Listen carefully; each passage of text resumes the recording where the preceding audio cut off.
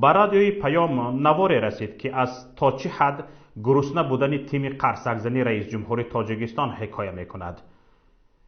در معرکه رسمی نزد مهمانخانه بزرگ که طبق اطلاع مسئولینش آن زمان 21 خارجی آنجا سکونت داشتند، مردم چنان به دیگ آش هجوم میکند گمان میکنی هفته ها گرسنگی کشیده اند.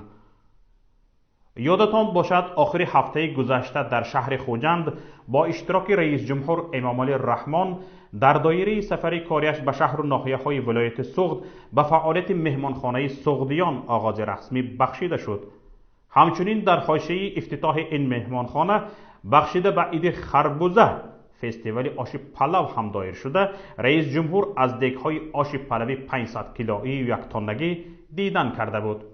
کاربران رادیوی پیام به ماه یک نواری را از انجام فستیوال آش عید خربوزه در خوجند فرستادند که در آن دیده می شود انبوه آدمان بالای دیگ آش 1 تنگی با هر وسیله، یکی با دست، دیگری با ظرف شیشگی، بنکه، کاغذ، چوب و تخته برای خود آش می گیرند.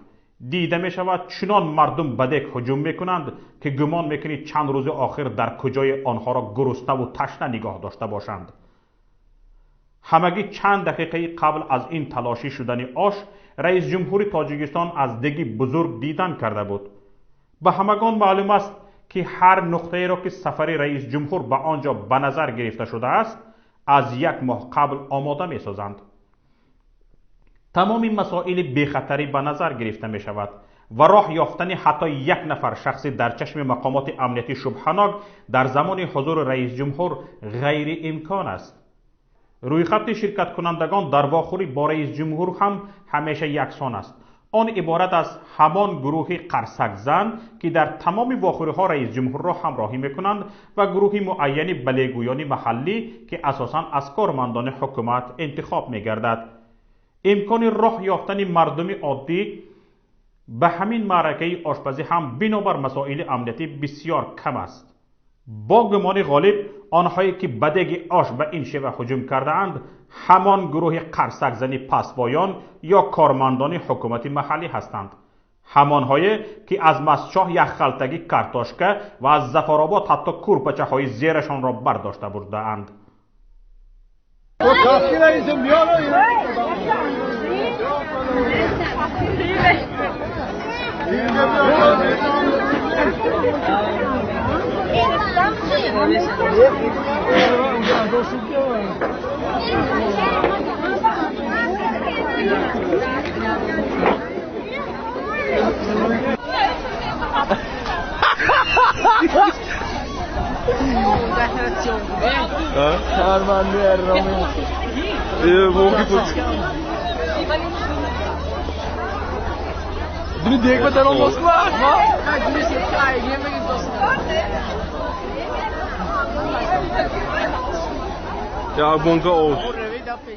نقطه جالب این مسئله این است که ضمن این تهاجم به دیگ آش در مهمانخانه سغدیان سابق لیلناباد که تعمیر شده و نام عوض کرده است، طبق گفته مسئولینش 21 نفر خارجی حضور داشتند.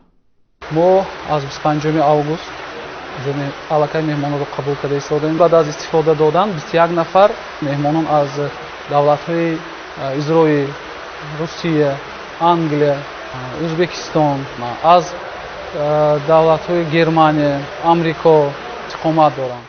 امکان زیاد وجود دارد این مهمانان که به دیدن بهشت روی زمین آمده اند مشاهده کرده اند مردمان بهشت چقدر گرسنه اند. باید گفت همین گونه هجوم به آش سال گذشته ماه نوامبر در شهر دوشنبه نیز شده بود. آن وقت حکومت شهر دوشنبه بی‌نظمی ها در فستیوال آش پلو در پایتخت را تأسف‌آور خوانده گفته بودند در پی این حادثه یک گروه از ساکنان که در این بی‌نظمی دست داشتند مجازات شده اند. اما کارمندان شعبه کارهای داخلی ناحیه فردوسی که مسئول نظارت ترتیب و نظام در این جشنواره سیرآدم بودند از شرح موضوع و به جوابگری کشیدن عاملان این بی‌نظمی خودداری کرده بودند. اکنون این دفعه در شهر خوجند هم عاملان این بی ترتیبی یافت نمی شوند، چون از روی تحلیل دانسته می شود گرسنه‌ها و قهرمانان این آش تلاش پیش از همه خود ناظران ترتیبات و دورو نزدیکان آنها هستند.